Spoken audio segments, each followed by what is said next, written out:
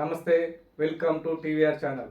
ప్రతిక్షణం నిరంతర వార్తా ప్రసారాల కోసం మీకోసం. వైసీపీ వ్యతిరేక ఓటుని చీలనివ్వం అని ఒక ప్రతిపాదన చేసినప్పుడు దాని వెనక తెలివితేటలు కానీ వ్యూహాలు కానీ ఏమి లేవు. ఒకటే ఒక లక్షణం ఏంటంటే లోపల గుండెల్లో రాష్ట్రం బాగుండాలి, విభజన దగ్గర నుంచి నలిగిపోతా వచ్చాం, బాగుండాలని ఒక్క బలీయమైన కోరిక తప్ప ఇంకేం లేదు దాని వెనక.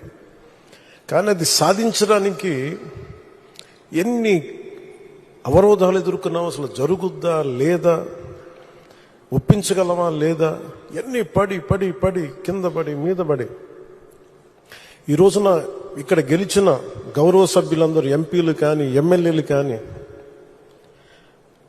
అద్భుతమైన మెజారిటీతో గెలిచారంటే వైసీపీ వ్యతిరేక ఓటును చీలనివ్వకూడదని ఒక్క ఆకాంక్ష, ఒక్క బలమైన నమ్మకం, చంద్రబాబు గారి నాయకత్వం, సమర్థత, ఈ దేశాన్ని మూడవసారి ప్రధానమంత్రిగా పగ్గాలు చేపట్టి ముందుకు తీసుకెళ్తున్న నరేంద్ర మోదీ గారి నాయకత్వాన, పురంధేశ్వరు ఆయన దిశానిర్దేశంతో, పురంధేశ్వరి గారి నాయకత్వంతో తెలుగుదేశం నాయకులని చాలాసార్లు చెప్పాను, వాళ్ళందరి సమిష్టి కృషితోటి ఒక అద్భుతమైన విజయాన్ని సాధించాం. నాకు చాలాసార్లు అనిపించేది, ప్రతిసారి ఏం చెప్పాలి, రోడ్ల మీదకి వెళ్తున్నప్పుడు మీరు గెలవరండి, ఇప్పుడున్న వైసీపీ గెలుస్తుంది, మీరు గెలవరు. ప్రతిరోజు బయట వాళ్ళు ఎవరు చెప్పేవాళ్ళు, మనతో పాటు పక్కన ఉండేవాళ్ళు చెప్పేవాళ్ళు మాట. అసలు నమ్మకం ఉన్నది ఎవరికి అంటే అసలు చెక్కు చెదరని గెలుస్తున్నాం, కొడుతున్నాం, నెగిటివ్ థాటే ఉండకూడదు, 170కి 160 కొట్టాలన్న మొదటి రోజు నుంచి చెప్పింది శ్రీ నారా చంద్రబాబు నాయుడు గారు చెప్పారన్నమాట. మనం అనుకుంటున్నాం, చేస్తున్నాం, చాలా జాగ్రత్తగా ఉంటారు, వ్యూహాలు ఉంటాయి, అన్నీ ఉంటాయి. కానీ ఎక్కడా కూడా ఆయన దగ్గర నుంచి నేను నేర్చుకుంది కించిత్తు అధైర్యం లేదు, భయం లేదు ఆయన దగ్గర. అంటే ఆయనకున్న అపారమైన అనుభవం నేను ప్రత్యక్షంగా చూశాను, జాతీయ స్థాయిలో చూశాను, ఆయన్ని రాజమండ్రిలో ఉన్నప్పుడు చూశాను. అసలు ఈయనకి నేను ఒకటే అనుకున్నాను లోపల కొంచెం, అంటే ఈయనకి ఏమి జరిగినా అసలు భయం అనేది ఏ క్వశ్చన్ లేదు ఈయనకి. అంటే ధైర్యం తప్ప. నాకు చాలా చాలా ఆనందం వేసింది, అంటే ఒక వ్యక్తి ఎన్ని ఒడిదుడుకులు ఎదుర్కొన్నా, నిస్సత్తువతో అయిపోయినా, కుటుంబ సభ్యుల్ని కించపరిచినా, ఎన్ని రకాలుగా ఎన్ని అవమానాలకు గురి చేసినా, క్యాబినెట్లో తీసుకున్న నిర్ణయాలకి ఆయన్ని బలి చేసి ఆయన లోపల పెట్టి ఎవరో అధికారులు చేసిన దానికి దానిపైన చెలవులు పలువులు కల్పించి ఆయన్ని పెట్టి ఆయన ఇబ్బంది పెడితే ఆ రోజు నేను కలిసినప్పుడు అనిపించింది అసలు ఆయన గుండెల్లో చెక్కు చెదరలేదు ఆయనకి.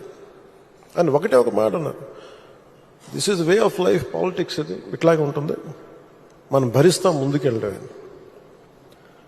నాకు అనిపించింది నేను ఆయన అలాంటి వ్యక్తి పక్కన ఉండి అడ్మినిస్ట్రేషన్ ఒకటి నేర్చుకోవడం,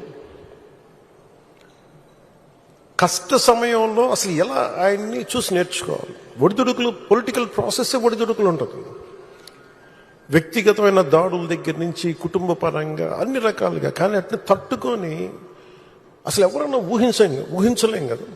ఒక 53 రోజులు ఆయన్ని పెట్టి అలా ఉంచితే, నన్ను షూటింగ్లు చేయమంటే నేను చేయలేకపోయావాడిని, తప్పు సంకేతాలు వెళ్ళిపోతాయని. నేను డేట్స్ ఇచ్చినవి కూడా నేను ఆపేస్తాను ఆ రోజు. ఎందుకంటే ఆయన అంత సఫర్ అవుతా అని ఉంటే నేను బయటికి వెళ్ళి షూటింగ్ చేయడం కూడా నాకు ఇబ్బంది అనిపించేస్తుంది. నా ప్రొడ్యూసర్ చెప్పాను, 2 చేతులు క్షమించమని చెప్పాను ఆ రోజున. తప్పట్లేదు, నాకు రాష్ట్ర ప్రజల కోసం మారాలి ప్రభుత్వం, అందుకని చేస్తాను, దయచేసి మీరు అర్థం చేసుకోండి అని. అంత నేను చేయగలిగానంటే ఆయన తట్టుకున్న విధానం నన్ను కూడా ఎంతో కొంత ఒక చేయూతనిచ్చేలా చేస్తుంది. నా స్వార్థం వల్ల వ్యక్తిగతంగా నేను ఎదిగిపోవాలి, నా కోరికల్లో